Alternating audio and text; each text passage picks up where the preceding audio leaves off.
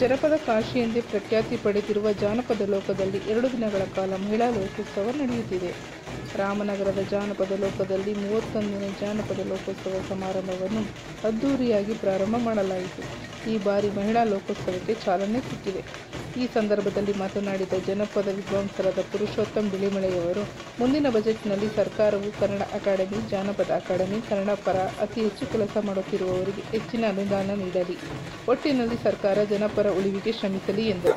ಇಲ್ಲಿ ನೋಡಿ, ಜಾನಪದ ಎಂಬುದು ನಮ್ಮ ದೇಶದಲ್ಲಿ ಬರೀ ಒಂದು ಪ್ರದರ್ಶನ ಕಲೆ ಅಲ್ಲ, ಅದು ಒಂದು ಸಿದ್ಧಾಂತ ಕೂಡ, ಒಂದು ತತ್ವಗಳನ್ನು ಕೂಡ ಹೇಳ್ತದೆ ಅದು. ಯಾಕಂದ್ರೆ ನಮ್ಮ ದೇಶದಲ್ಲಿ ಸುಮಾರು 90% ಜನ ತಮಗೆ ಅಕ್ಷರ ಗೊತ್ತಿಲ್ಲದೆ ಇದ್ದಾಗ ಸಂಸ್ಕೃತಿಯನ್ನ ಮುಂದುವರಿಸಿಕೊಂಡು ಬಂದು ಇದುವರೆಗೆ ಭಾರತವನ್ನು ಉಳಿಸಿದ್ದಿದೆಯಲ್ಲ, ಅದು ಮೌಖಿಕ ಸಂಪ್ರದಾಯ.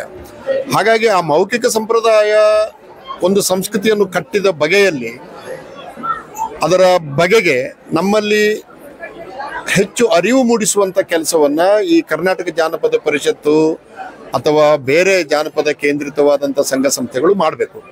ಪರಿಷತ್ತು ಆ ಕೆಲಸಗಳನ್ನು ಮಾಡುವಾಗ ಬಹಳ ಮುಖ್ಯವಾಗಿ ಈ ವರ್ಷ ಯುವಕರನ್ನು ಗಮನದಲ್ಲಿಟ್ಟುಕೊಂಡು ಮಾಡಿದೆ. 1990ರ ಅನಂತರದ ಜಾಗತಿಕ ಬೆಳವಣಿಗೆಯಿಂದಾಗಿ ಏನಾಗಿದೆ ಅಂತಂದ್ರೆ, ಹೊಸ ತಲೆಮಾರು ಯುವಕರು ಪಾರಂಪರಿಕವಾದ ಮೌಖಿಕ ಸಂಪ್ರದಾಯ, ಜಾನಪದ ಸಂಪ್ರದಾಯ ಅಂತ ನೀವೇನು ಹೇಳ್ತಿದ್ದೀರಾ, ಅದರಿಂದ ದೂರ ಹೋಗ್ತಾ ಇದ್ದಾರೆ. ಹಾಗೆ ದೂರ ಹೋಗ್ತಾ ಇರೋದರಿಂದ ಸಂಸ್ಕೃತಿಗೆ ಬಹುದೊಡ್ಡ ಅಪಚಾರ ಆಗ್ತದೆ, ಮಾತ್ರ ಅಲ್ಲ ಸಂಸ್ಕೃತಿ ದುರ್ಬಲ ಆಗ್ತದೆ.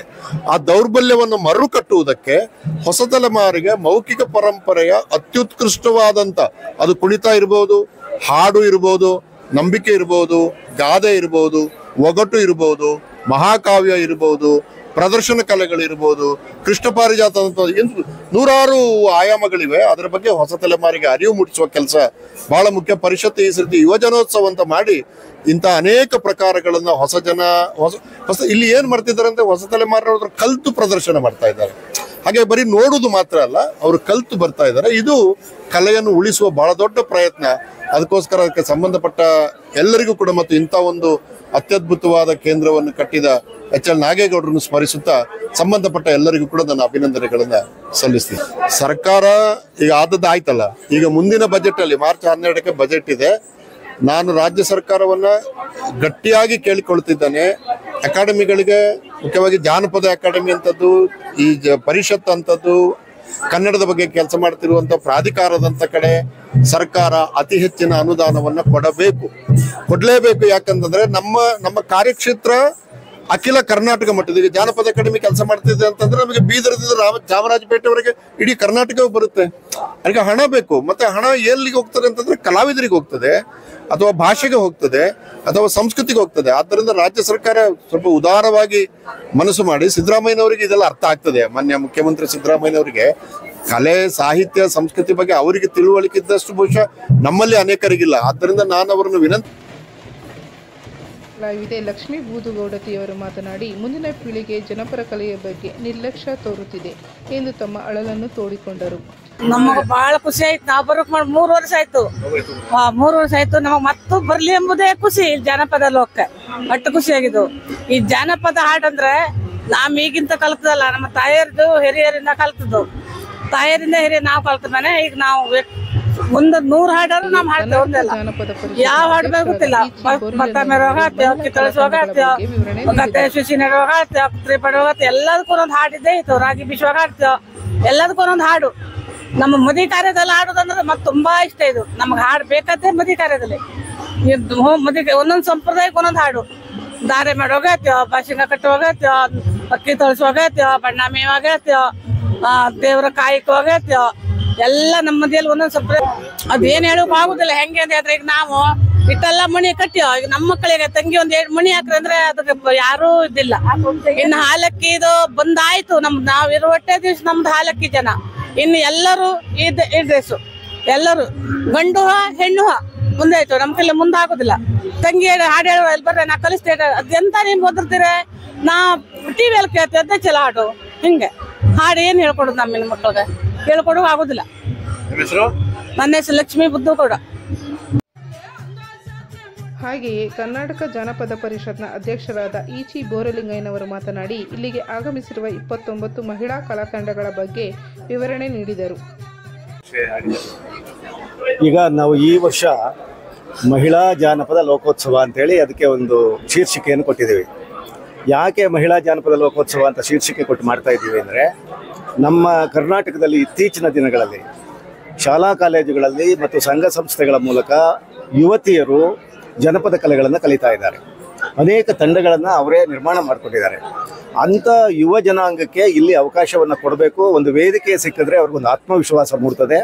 ಆ ಕಾರಣಕ್ಕಾಗಿ ಅಂಥದ್ದೇ ಒಂದು ಜಾನಪದ ಲೋಕೋತ್ಸವವನ್ನು ಮಾಡಿದ್ರೆ ಹೇಗೆ ಅಂತೇಳಿ ಯೋಚನೆ ಮಾಡಿ ಈ ಸಲ ನಾವು ಮಹಿಳಾ ಜಾನಪದ ಲೋಕೋತ್ಸವವನ್ನು ಮಾಡ್ತಾ ಇದ್ದೀವಿ. ಅದರ ಅನುಸಾರವಾಗಿ ಈಗ ಬಂದಿರತಕ್ಕಂಥ ಬಹುತೇಕ ತಂಡಗಳು ಯುವತಿಯರ ತಂಡಗಳು. ಆಮೇಲೆ ಈಗ ನಮ್ಮ ಕರ್ನಾಟಕದಲ್ಲಿ ಹುಡುಗರು ಮತ್ತು ಹುಡುಗಿಯರು ಒಟ್ಟಿಗೆ ಸೇರಿ ಜನಪದ ಕಲೆಗಳನ್ನು ಇದು ಪ್ರದರ್ಶನ ಮಾಡುವಂಥದ್ದು ಇರಲೇ ಇಲ್ಲ. ಈಗ ಅದು ನಡೀತಾ ಇದೆ. ಸೊ ಅಂಥದ್ದಕ್ಕೂ ಕೂಡ ಹೆಚ್ಚು ಪ್ರದರ್ಶನ ಇದು ಕೊಡಬೇಕು ನಾವು ಅಂತೇಳಿ ಒಂದು ಯೋಚನೆ ಮಾಡಿ ಈ ವರ್ಷ ನಾವು ಮಹಿಳಾ ಜಾನಪದ ಲೋಕೋತ್ಸವವನ್ನು ಮಾಡ್ತಾ ಇದ್ದೀವಿ. ಸುಮಾರು 29 ತಂಡಗಳು ಈಗ ಬಂದಿವೆ. ಇವತ್ತು ಇಡೀ ದಿನ ಮತ್ತು ನಾಳೆ ಇಡೀ ದಿನ ಕಲಾ ಪ್ರದರ್ಶನ ನಡೀತದೆ ಮತ್ತು ಅದರಲ್ಲಿ ಹೆಚ್ಚು ಮಹಿಳೆಯರಿದ್ದಾರೆ. ಪುರುಷ ತಂಡಗಳು ಇವೆ, ಇಲ್ಲ ಅಂತಲ್ಲ. ಒಂದು 30% ಅದಾದರೆ ಒಂದು 70% ಮಹಿಳೆಯರದು. ಸೊ ಹಂಗಾಗಿ ಒಂದು ವೈವಿಧ್ಯಮಯವಾದಂಥ ಬೀದರಿಂದ ಹಿಡಿದು ಚಾಮರಾಜನಗರದವರೆಗೆ ಎಲ್ಲ ಬಗೆಯ ಕಲಾ ತಂಡಗಳು ಮತ್ತು ಕಲಾವಿದರು ಇಲ್ಲಿ ಬಂದಿದ್ದಾರೆ.